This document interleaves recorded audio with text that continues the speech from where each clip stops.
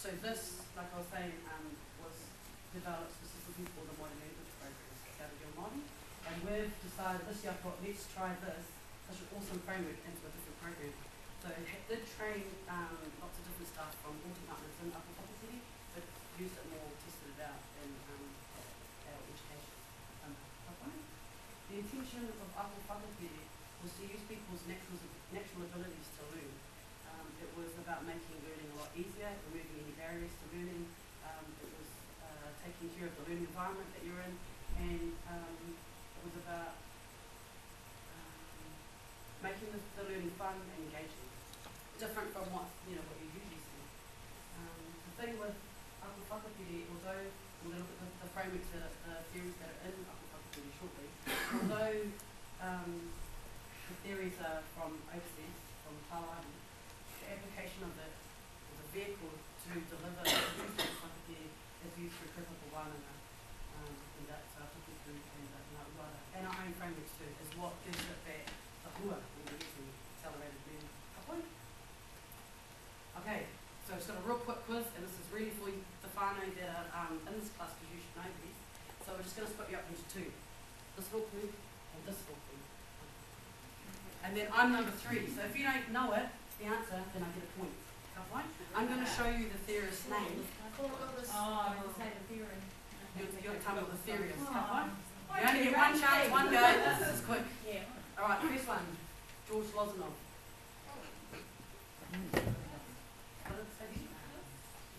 Yeah, he was one of those ones, yeah. Yeah, and also developed the theory of Justopedia. Accelerated learning. Yeah, point. Right. Accelerated learning was the first model they looked at, was the Justopedia. So that was about this Bulgarian man who talked about using the power of thought and walking and talking and acting like a taui that always succeeds. They never feel like they've got any limitations to what they can and can't do. So that's that one. Okay, next one, Neil Fleming. Say that again, fine? Yeah. What's number one? So, one example of that was when I quickly taught you these words, use the visual, auditory and kinesthetic reading up on the board and pictures. So if you'd like to use that in your upper spaces to teach anything. We did try it with English to see if things go for it. Okay, next one, Hal Gardner, intelligence. Model intelligence, sorry. Right, alright. Awesome. This is another theory that's in Upper Whakatiri. Anyone know done and done?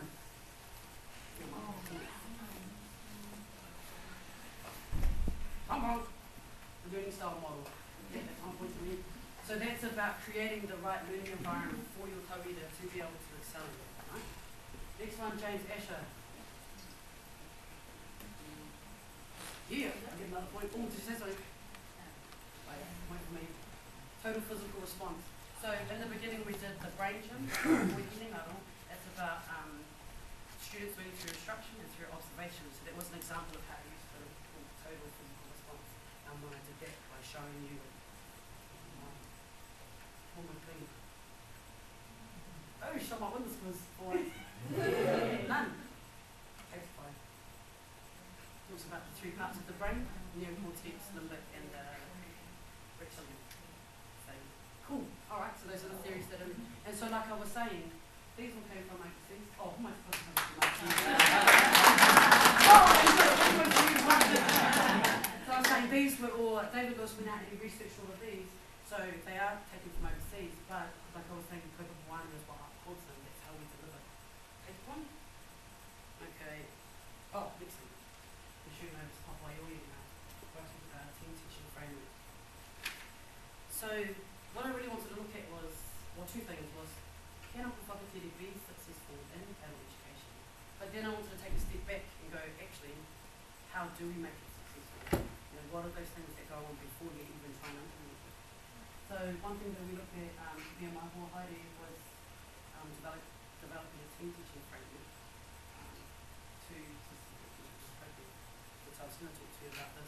And it was trial and error, added things over the last few years. Okay, so the first one, the tuapapa, what was the action?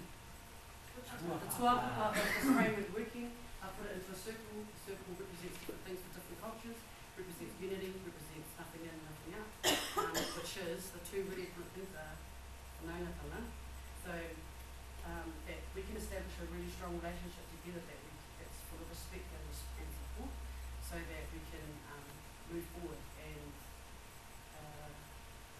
be able to really utilise successfully with our students. I like what you're talking about with the ata, because that was, I was going to use that with me, building respectful relationships, using the principles of ata for happiest reading, which is really important.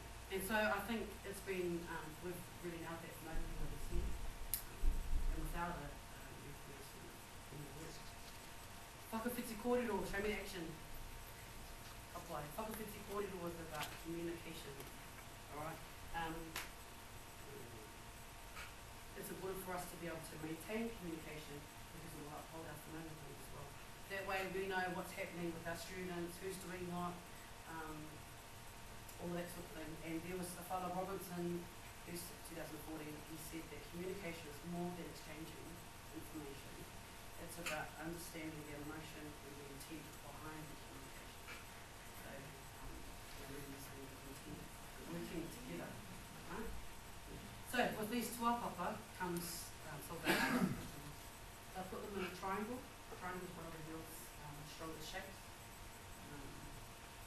And that's what upholds the next three key components of my framework that we follow. First one is, I'll just show you the action for this one, whakamahere, planning. So if I just take a step back, I could have looked up a whole bunch of different team teaching frameworks and gone, oh, I'll take this, I'll take that, and I'll take that, and then I'll try them out. But instead of looking at them, I thought, it's better learning through experience, so how about I just make it up from scratch and see what goes. Okay. So whakamahere planning, obviously it's important that we both do it together, that planning is even, that we know what we're doing, that we can look at it and go, using Ako Whakahere, is that going to achieve the learning outcome? Is that really using wha or not? Have we used a range of activities so that we're heading for the different learning styles, or are we not? So it's a real good time to unpack it and have a look at what we're planning to see if it's actually going to work. The next one, in whakamahere also was creating new resources to use in our classes as well. Okay, next one. Whakaharatau. Show me the action. Awesome. This one came in, was after trial and error. Whakaharatau means to practice. We went in a couple of times and didn't practice our activities first, didn't test them out on other people, didn't really think and practice it together, and had some awesome upper moments from that. So because the framework of whakahere is so big, we need to make sure that what we're doing, we go into the class is going to work, so we're going to be successful. Looks all right up here and here, but did it actually work? So whakaharatau is about practicing what we're going to do before we actually do it into the upper space. Hokinga mahara is revision, so to really look back at, again at the plan, is it really going to work? So yeah, to rethink it all again, think the whakamahere, think the whakaharatau, and then if it's all good, and then I trace this line that goes through. So sometimes people see a line as dividing, this line is about connecting all of these principles together, going through our tuapapa, upholding our kaupapa wānanga, our own frameworks, our own beliefs, our own values, about connecting it all. So then we've got whakamahi, what was the action? Nice, you guys remembered it. Awesome. Whakamahi was implementation, so we're going to use all of this stuff and put it into practice. And then who's got any guess what the last one might be? Always important to critically reflect on our practice to see what worked, what didn't, what can we improve on, what can we try next time, what can we add in, what can we take out. So that was the framework that we used, which really worked for both of us. Coming from a kaiako who didn't know anything about Aku Whakahere, learned while I was watching me deliver, and then she attended two of my trainings. Yeah. Okay. So the awesome thing about my Wahai's journey is that she has dyslexia. So she faced a lot of challenges, but went through this amazing transformational training by the end of it for her own teaching practice of what she can do and give her confidence. So I'm just going to play this quick video from YouTube that will explain dyslexia to you. Take a moment to read the prompt.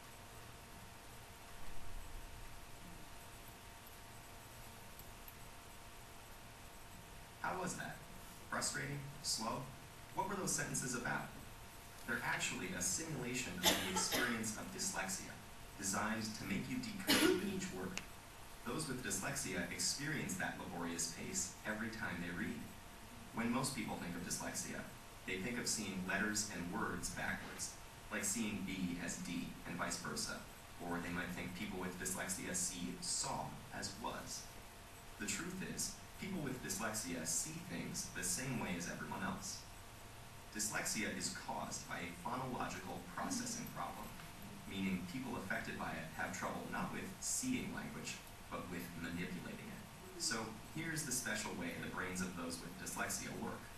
The brain is divided into two hemispheres. The left hemisphere is generally in charge of language and ultimately reading, while the right typically handles spatial activities. fMRI studies have found that the brains of those with dyslexia rely more on the right hemisphere and frontal lobe than the brains of those without it. This means when they read a word, it takes a longer trip through their brain and can get delayed in the frontal lobe.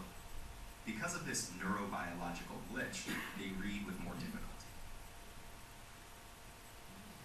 So one thing I want to highlight with being dyslexia isn't so much about the numeracy and literacy, which is a massive thing with dyslexia, because she was awesome at that. If anything, she really helped me with mine, spelling in English, to teach me English words. So it's not about that. I wanted to look at how she managed using left brain, right brain activities, and how she managed to flow creativity. So because I'll just show this. Oh, actually, hang on before I go there. I got something off the internet, and see if you know who this person is. His teachers said that he was mentally slow, unsociable, and adrift in his foolish dreams. Does anyone know who he's talking about? Einstein. That's right. Oh, he's not picture. So this was a quote that I found for him. And the thing with her is that recognising and being open about her dyslexia and knowing what she wanted to give a go, or what she wanted to try out for this year, really helped her to move from, you know, one state of mode into a state of mode for her. And if I just go back a bit into this one here, with Apple Whakapiri, this is all the stuff right brain dyslexia have, this is their strength, and this is all the stuff that we need. So we could complement each other in the way that we create activities together and support each other through. Yeah.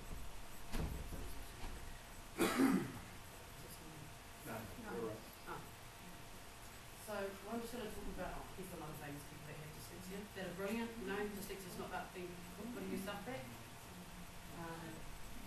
Very highly creative people. So I just wanted to whakamē people that have dyslexia and whakamē more high too. Okay, so we're in Gisborne now, chilling up on the Kaitigo, and we're going to talk to you a bit about her journey, what she learned, what she tried, and what she knows that she can do now that she didn't before. One thing with Aku Whakapiri is that your lesson plans are structured. So that really helped her in terms of having a brain that goes all over the place to go, this is the order of how class goes into lesson time, and that really helped her to go, I'm going to use that next year as well in my own planning and for all the rest of the times that I deliver. This is the first hour that we have. Remember, one of the basic assumptions was learning to do Māori learning is easier when you're in a calm and stress-free environment. And so these are dedicated to relaxation of the mind and the body. She gave these a go. So rather than reading the script out, she made bullet points and taught the script through. So she had a couple of practices with me and with doing that in class. And whakatau tina, people with dyslexia have a little bit of trouble with right hands, you know, your hands going, your feet going, rhythm, and all of that. But through practice, she managed to really do whakatau tina when I go, with my support. But she's not looking forward and giving us a go. Sorry, okay, one of the things that was amazing that I saw with her was the Kimu, the games, the brain gyms, the energizers, because she really struggled with that. And in the past, hasn't given them a go and would never teach them in her class because she knew that she wouldn't be able to do them. She changed her thinking this year. And, you know, i runga i te ngā tapiku o te awurutanga, knowing that we've known tanga, you know, we're upholding our tapiku not just in our class that we were delivering, practicing what we're preaching, but amongst ourselves too. She would give this a go. And one of the things that brain research shows is that people with dyslexia can rewire their brains. And I saw this happen with her, the way that she would practice using these energizers and giving them a go. So that would be one of my best ones, especially for her, was that she knew that she could do it now more than she thought before, having this confidence. Okay. Second hour onwards, we start off with the energizer, so that would be her, giving that a go. And we always do revision. Whenever there's new learning, it's always backed up with an activity. These are when we would create all of those aku whakatiri activities that we do for the different learning styles here. Push people into new spaces. This is where our framework works when it comes to the implementation of what we've planned in practice. And, you know, if I could talk for another half an hour, then I would tell you all of the amazing activities that we, maybe not amazing, but the activities that she created, and seeing a little bit into the way that she thinks and how she sees things, yeah, and how to, you know, total was a tauira and your own practice. So really, thank you. To be honest with you.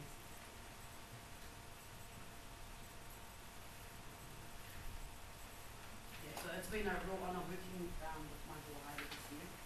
And the thing is that I didn't saw any of this coming when I did my running. So I've only pulled out 2 points of framework and her managing dyslexia. But right at the beginning, when I actually had a different vocabulary, I think that we benefited from being able to develop these 2 things, or we see these 2 points, than my other idea that would have happened. So, what's planned for our future? I'm chilling out on my mountain view with a nice time while I looking out into the view. So, Marion and I's pathway, my ball Heidi and I's pathways are going to go in different directions next year.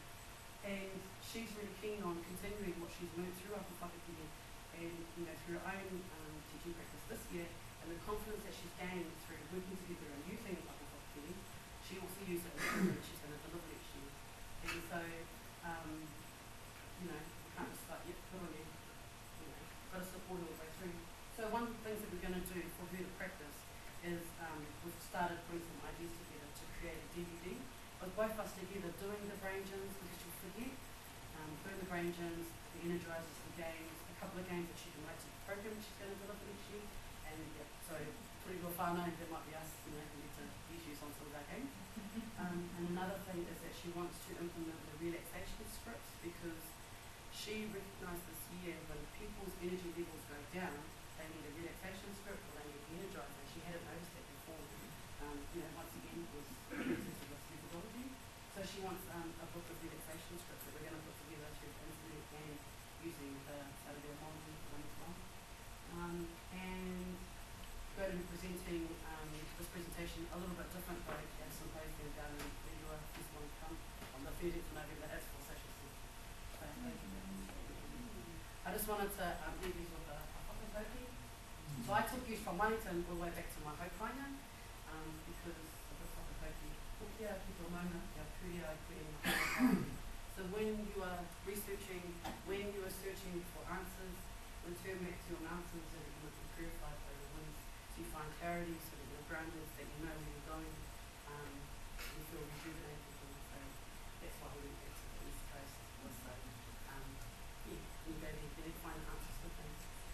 So I hope that there's something out of this presentation that you can take and use, share with other people. Neira anō hoki mihi kawa tu kia koutou katoa. Koutou ko are mai o te taringa he koiro. Koutou i tukaha, i te mahi ngā mahi āringa hoki. Nō reira tēnā koutou, tēnā koutou.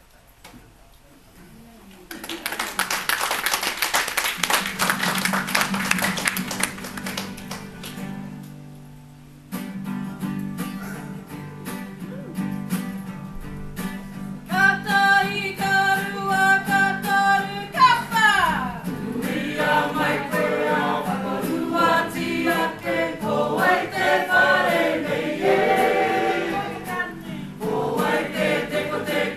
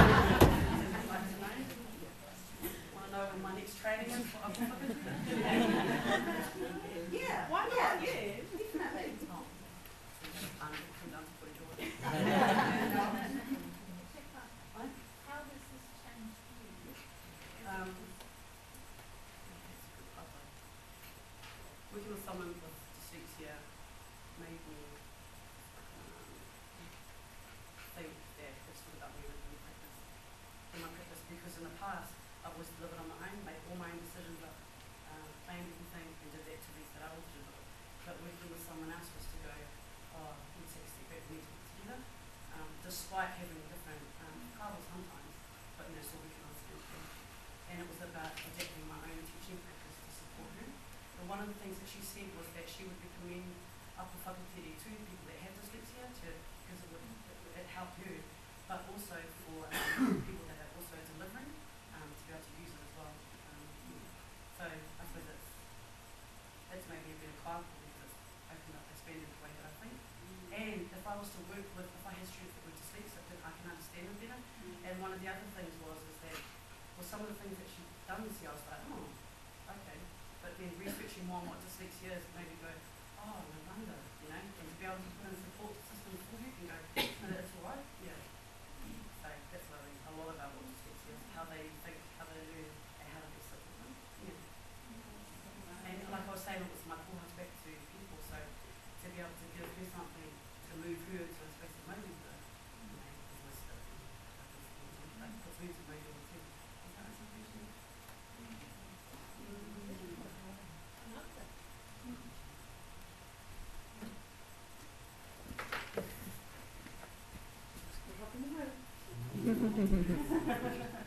Oh, choice things. Any other questions? No, lovely. Lady? Here we go. Well done. I know you were presented with some candidates for this one, right? But you still need to learning and the frustrations I know.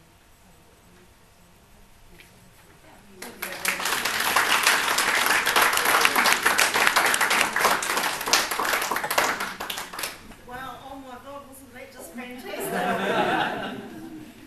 Tēnā koe te tuahine. That was some riveting stuff, and I'm sure you influenced us with the interactiveness of your activities, your passion you show with your ako whakatere, and I think these activities really helped after lunch. I'm not too sure about that brain gymming thing. Maybe my brain's a bit full. But tēnā koe kara. So let's give her another huge And